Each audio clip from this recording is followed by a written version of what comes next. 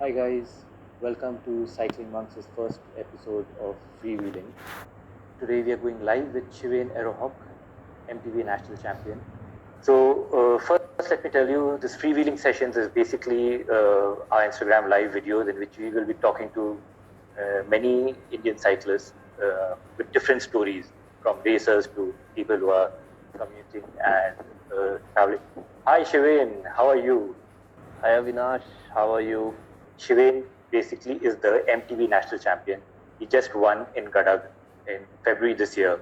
Earlier this year, Shiven won the men's elite and under 23 XCO races, and he also finished second in the ITT, in the men's elite ITT. So that is some pretty hardcore racing which he has just done, and now he is here with us. Shiven, where are you? Where are you right now? I am in Manali right now, and no problem. Well, beautiful places do have internet problems in Manali. Yeah. Well, that's a beautiful background. I mean, I can't get to see a better background than that. Start a live video. Yeah. But how are you, Shiven? How are things in Manali? How are things with all the cyclists around there? It's good. Luckily, COVID has not affected Himachal in a very bad way as it has affected a lot of other states, and we can still go out and ride, most importantly. So that's a good thing for us. And it snowed here yesterday, which was quite surprising, but it's a beautiful sunny day today, and it's always good to be training here in Manali, in the mountains. Nothing beats. I am sure. So yeah, let us get straight to the point why we are here with you. We want to first talk about your experience in Gadag, and then your knowledge which you can share with our younger riders who are watching this, would like to learn from you, and who would one day want to be MTB National Champion. Yeah. So first thing, what is the level of competition in Gadag this year? The competition level at the national championships is almost every year more or less similar or same. You can say. I mean, we know what it takes to be winning at the national championships. It's just that your own training level, it changes as according to the years as they go by, and sometimes the other riders, they are not at the same level, and because of that, I mean, it can play a big difference in how the race plays out. And luckily for me, I trained very well last year despite the lockdown and COVID. I was able to train staying here in Manali, and I knew my level was good, so I was very confident going in the nationals, and that's how it turned out to be. And who was your biggest competition from the nationals this year? Who was your toughest competition? The toughest, like the strongest rider in national championships this year was definitely Scum other than me.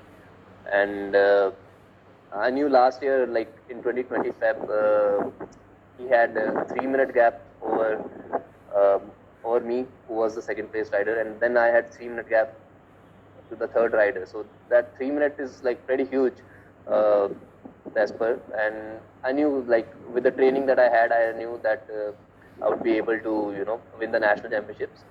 So somewhere in my head, I had won the national championships months before actually being present in Gadag, because I had that confidence in my training and my planning that I will win it with ease. But yeah, army team is always the most challenge, the one team that gives you the biggest challenge in terms of racing. Absolutely. And what was the gap this year? Your winning gap this year? This year, actually, the plan was to have a dominating performance as per se, but plans derailed because of two reasons. Number one, they decided to introduce under 23 in the national championships for the first time ever. So that changed my plan from racing 2 events in 3 days to 3 events in 3 days. Next thing was that it was supposed to be happening, let's say, the time trial was supposed to be happening on first day. Second day was supposed to be happening the under 23 mass start, and then the last day would be the elite mass start. Unfortunately, due to unforeseen circumstances, they had to postpone the men elite individual time trial to the second day. So that meant I had 2 races on like second day of the national championships, and the next day I would do the MTB National Championships mass start, the main mass start event of men elite. So that was kind of a big mental challenge for me, and I had gone in with the idea of winning 3 gold medals. Somehow I just managed to win 2 gold and 1 silver. But anyways, it was a very good campaign. I think 2 gold medals and 1 silver is fantastic. It's pretty damn good. Yeah, actually, yeah. So that changed how I wanted to play. How much with the gap I wanted to play. So instead of going all out and dominating the races, I was a little bit more conservative, looking out, to see how my body would feel for the next race, trying to keep that in mind, that I have a race in next 6 hours, and then the next day also I have to race. So that was in the back of my head. So I was like controlling how much effort I'm putting in. So the gap was not much. I think 40-50 seconds in the under 23 mass start. In the men elite time trial, I lost the gold by 50 seconds. And then in the men elite mass start, I think again I won by a margin of 50 seconds. But I knew from the starting, like, I have this under my control. So the only objective then was to win the gold, like, do no mistakes and just bring home the gold. That's it. So, like you said, racing thrice in 2 days. The kind of strategy you need to employ for that, when you're racing in one race, to go easy or to go hard, or recovery at that between the 2 days of racing. How do you manage that? The total idea was like focusing on recovery, to be very honest, and I somehow knew that I trained harder than others, and I know my fitness levels were better than others. So that gave me the confidence that this is somewhere, this can be done. It is possible. So if I can, play this right, play my cards right, I can pull this off. So race 1, trying to just control the pace, staying at the front, not wasting extra energy during the race, and then straight after the race, cleaning the bike, focusing on recovery for the evening race, having doing a bit of foam rolling, eating. So all in all, the focus was totally on recovery and keeping the bike ready for the next event. So do you have a team? Do you have a team to look after your bike and your recovery and give you food and nutrition, or do you have to do it all yourself? I don't have a team, but I have a few good friends who helped me through that. Sandeep Madan from Chandigarh, Vijay Prakash from Himachal, Devendra was there, and so I had the whole supportive friends around me who helped me do that. But they also had other jobs, so they try to help me as much as they can. And the course, how technical was the cross-country course this year? Previously, you have said that it is not very technical. This time, was it any different? The course at MTB Nationals has been, improving since the past 4-5 years, and this was a pretty good course. Given the COVID conditions, we even had a national championships. That was a big thing. So absolutely, no complaints about the course. Definitely, it was in a pretty good direction ahead. A little short, but we can't complain. Did you find anything particularly challenging? Any jumps or anything which you thought was something new? No. For me, the course was pretty much normal. I'm used to riding courses that are tougher than this, so it was pretty normal for me. And any mistakes that you made in this national championship, which you would have not wanted to make, or which you would not want to repeat next year? There are no mistakes, I feel. There were many areas which I think that I could have improved upon in the race. For example, there were a lot of technical sections in which I think I could have improved my timing by a few seconds, which I could not, go as fast as I should have. For example, let's say the descents, I was trying to control the speed so that I don't crash. I could have gone like 5 to 8 seconds faster in those downhill sections, and that's the only thing in the back of my head that I feel like if I would have improved upon that. But yeah, no mistakes, only areas of improvement that I see. Okay, so basically the technical parts of it where you would probably want to go a little harder. Yeah. But since it's always a question of risk versus reward, when you are pushing hard, you have, there's a risk of crashing out and losing the whole race trying to chase those 5 or 6 seconds. So it's always you have to find a balance in between those. And what are your personal cycling goals in the near future in 2021? 2021, the goal for this year is to get, to finish top 10 at Asian Championships, which are scheduled to be held in October in Myanmar. Not sure if that's going to happen because of the current political situation of Myanmar, but we'll see. That's our goal for now. We'll get to the next section of this video with you. Your conversation will go now to about people who are watching this who can learn from you. So in the nationals at Gadag, did you see any youngsters and among the boys and the girls who were racing there in the junior and sub-junior classes who stood out and you felt they have promise to do well in the future? Unfortunately, I was personally not able to see a lot of racing because of my own busy schedule that was there. Absolutely. But I definitely kept a tab on the results, and there were a lot of young guys who were doing a lot of good on. I mean, I could see the results, and I could say that these guys have potential, and all these guys have been selected by the Cycling Federation of India for the National MTB Academy. That's already started operation. So these guys are there already. Adonis from Mysore, Charit Gowda, few other guys. I'm forgetting the name right now, but yeah, all these guys are there, and these guys have like won their own respective races. Pretty good. So another thing about potential among the young riders is that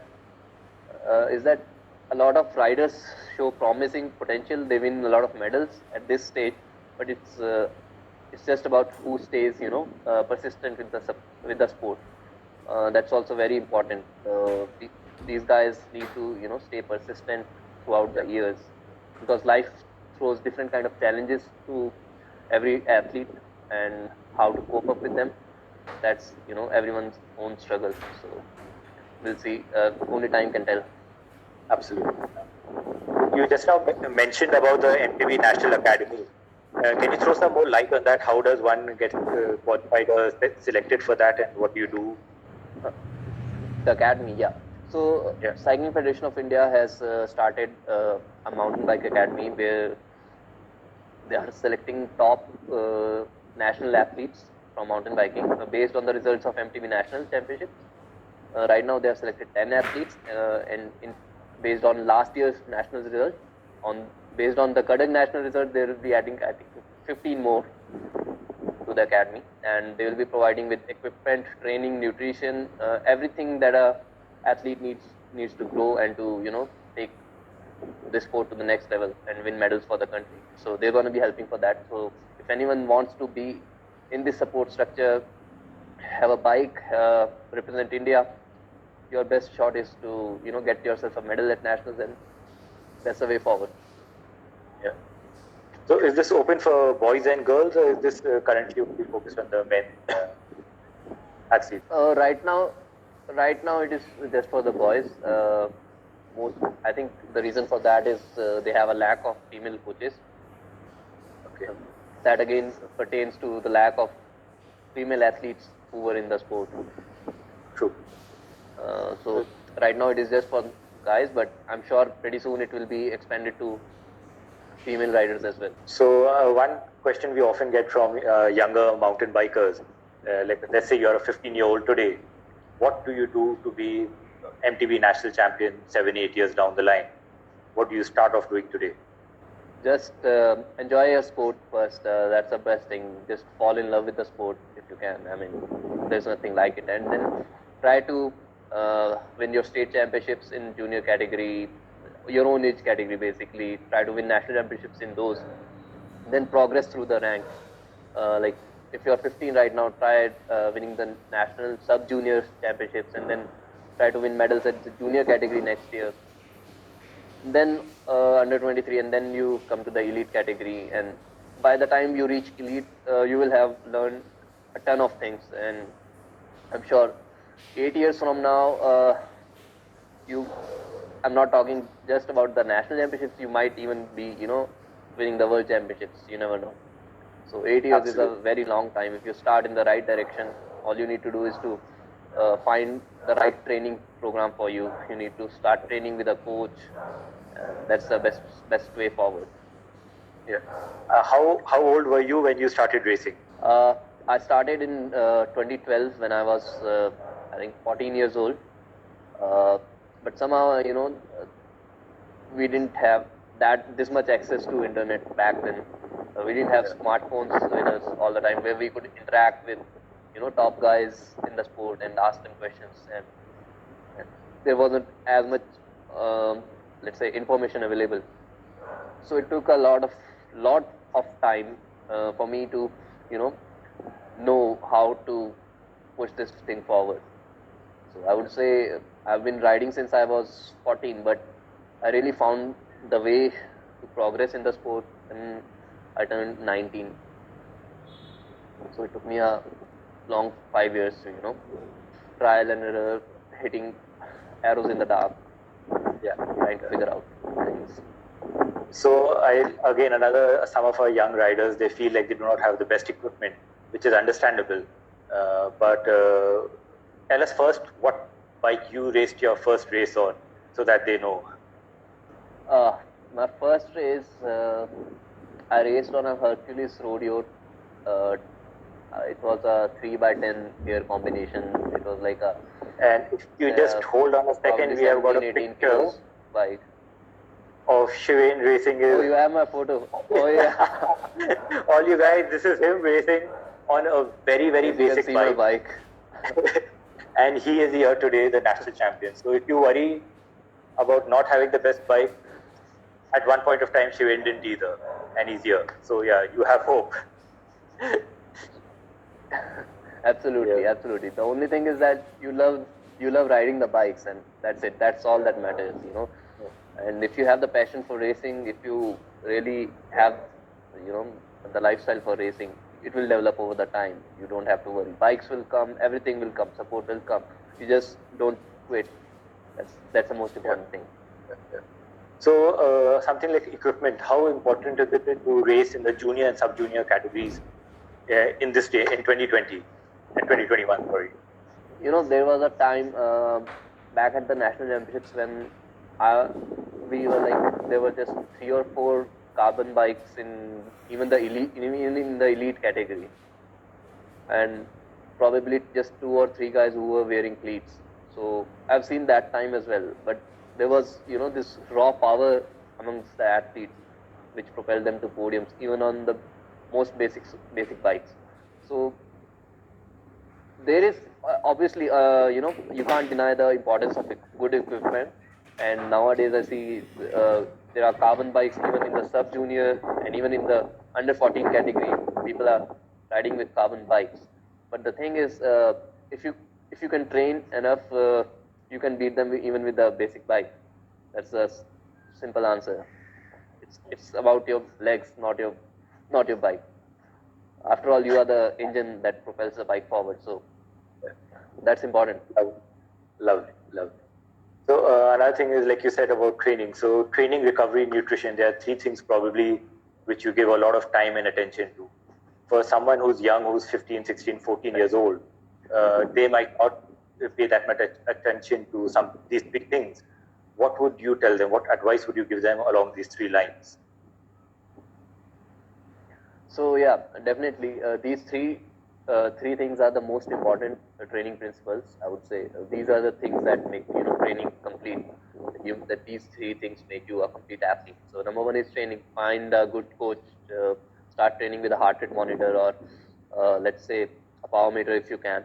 Uh, get a good coach who's well educated, who can guide you well. So that's number one. Number two would be nutrition, of course. Having a good diet will help you grow, help you recover faster. As you train hard, you need to recover harder.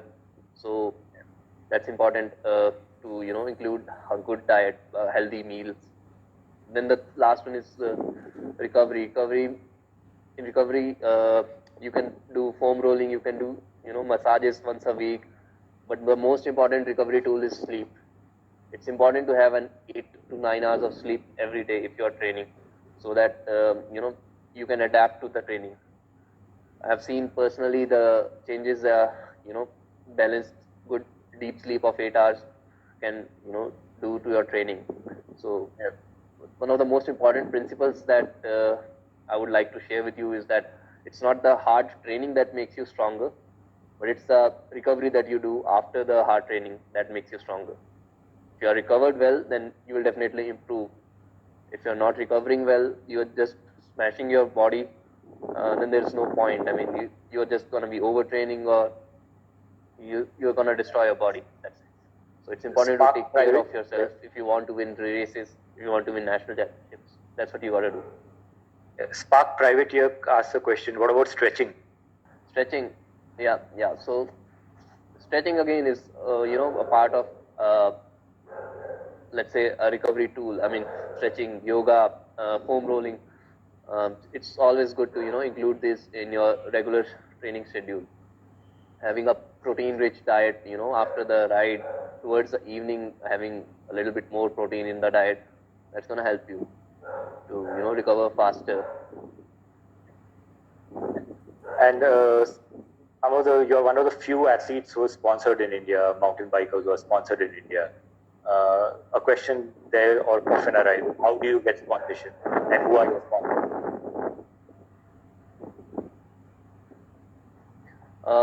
Luckily, all my sponsorships have come through the people that I have met in my journey at some point of time. So I would say if anyone in you wants to get sponsored, don't think about sponsors first, but think about what's your goal in the sport. It's about your story, like where you want to go in the sport, and that reflects around you. The people who want to sponsor you, they see that story and they see your goals and they see how serious you are about it and how well you are working towards it. So everything counts if you want to get a sponsor. So either you have to that, or either you can be a really great marketing influencer, right? If you can have like 50, 60K, 70, 80,000, 100K on Instagram or social media, that's going to help for sure. So you can go either way about it. Yeah, so that's about sponsorship. But one thing is most important is that when you participate in races, when you meet new people, how you reflect yourself, that's very important. If anyone wants to, try getting sponsorships, definitely try shooting at the brands, see what they want. And only after interacting with them, you will get to know more about it. You will learn more once you start asking them questions. See what is it that they require. Most of the brands, they look in an athlete, like how the athlete helps them, to be very honest. So it is through like creating a brand value for yourself that is very important if you want to get a sponsorship. That can be helping the brands in marketing at various events, not just events, then social media as well, and at the various races that you participate, you represent your brand. So that is very important.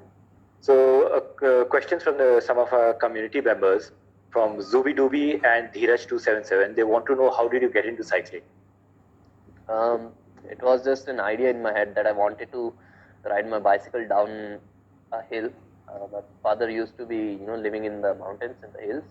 So I used to get jealous looking at other kids riding bicycles in the neighborhood. And since I was living somewhere near Delhi, so I could not bring my bicycle for the vacations when I came here in the mountains. So that's the thing, that came into my mind. I want to try a bicycle on the downhill slope and just feel the speed as it gains.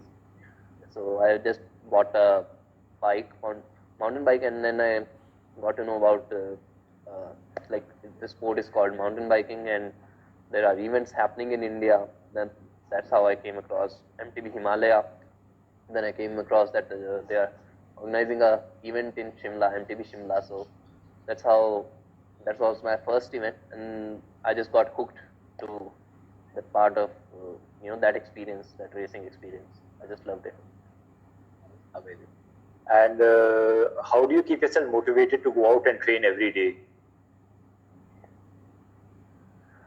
Well, for the past three and a half years, I've been like training very consistently. I would say working with a coach professionally. So since I'm out of college, I feel like my goals are the only thing that keep me motivated every day. Every day, I can't stop thinking about it, like where I want to be, and that's what keeps me motivated. To get out of the bed and go out there, because I know there are we as an Indian community, we lack a lot. We are way behind the Europeans and the world champions and the Olympics. It's like very distant for now, but it's only after a lot of hard work, consistent hard work, that we are gonna be getting there. So that's what motivates me every day. And what about your family's opinion about your choice of career, since you did an engineering degree? They have been very supportive from the very beginning. In fact, the very first few races, they would always accompany me. They would take me to the races, and they are my strong pillar of support. So it wouldn't have been possible without them, and they try to help me as much as they can. And there's a question here from Sen Baula, who's asking about what are you thinking about the Olympics? 2021 is definitely not possible for any Indian athlete. 2024 can be possible, but it's still a very long shot, and very bleak chances of getting at the line at 2024. But I'm gonna try my best, and hopefully I'll make it to the start line at 2024. All the best for that. And another question here from Zubidubi about your time with the Hero Action team. When were you there? When were you racing with Hero? So luckily, in 2014, Haspa was setting up a team with Hero Cycles, and that's how Hero Action team was born. And I was lucky enough to be a part of the team back then. It was a great support system.